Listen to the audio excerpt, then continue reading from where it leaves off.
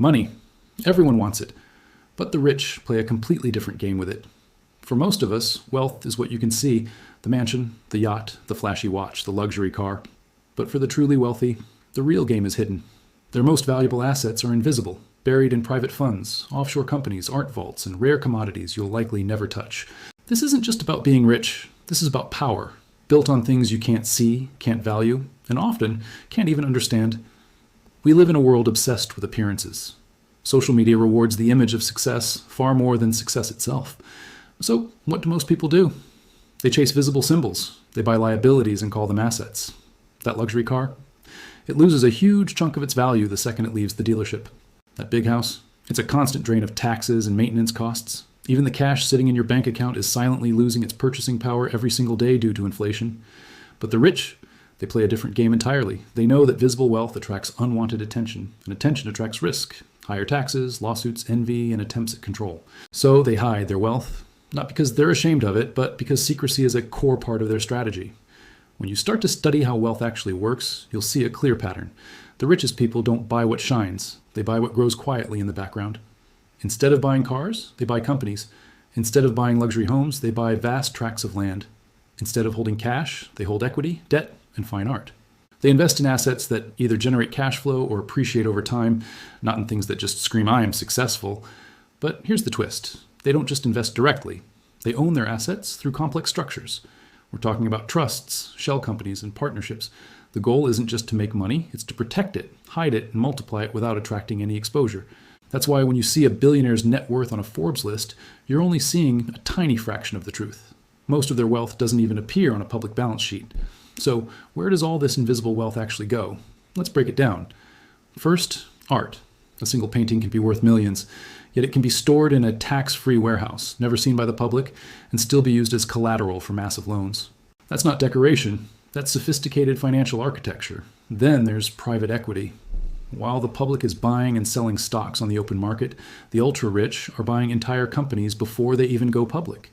They profit from the explosive growth that ordinary investors never even get a chance to access. Let's talk about land and agriculture. You might be surprised to learn that farmland has quietly outperformed most other asset classes over the last few decades. Why?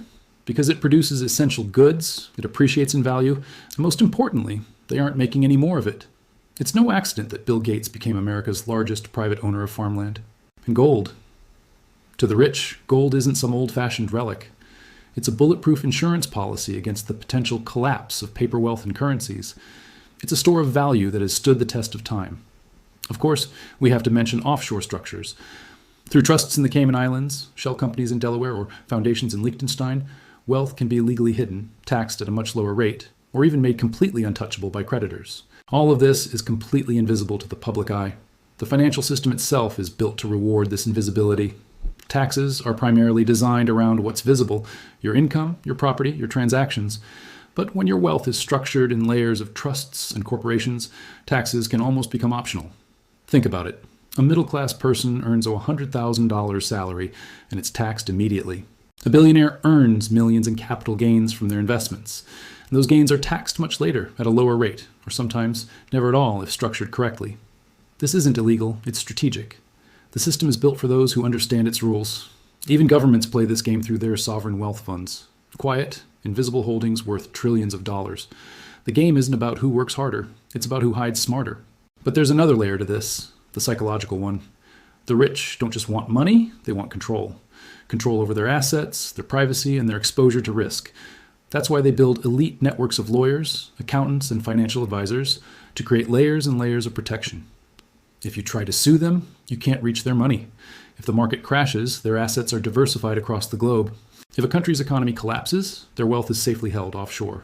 The invisible game isn't just about greed. For them, it's about survival.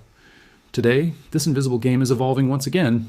Digital assets like Bitcoin, blockchain companies, and decentralized finance have opened up brand new ways to move and store wealth completely outside of traditional systems. NFTs and tokenized art now represent the next generation of invisible value. Meanwhile, private data itself has become an asset class. Big tech companies don't sell you products, they sell you. Your data is the new oil, traded and valued behind screens you'll never see. And the rich don't just adapt to these shifts, they are the ones creating them. So the big question is, can ordinary people play this game too? The answer is yes, but it doesn't happen overnight. It starts with a fundamental shift in your mindset. Stop buying things that lose value the moment you own them. Start accumulating things that hold their value or produce more value. In short, own assets, not liabilities. Build skills that can turn into equity in a business.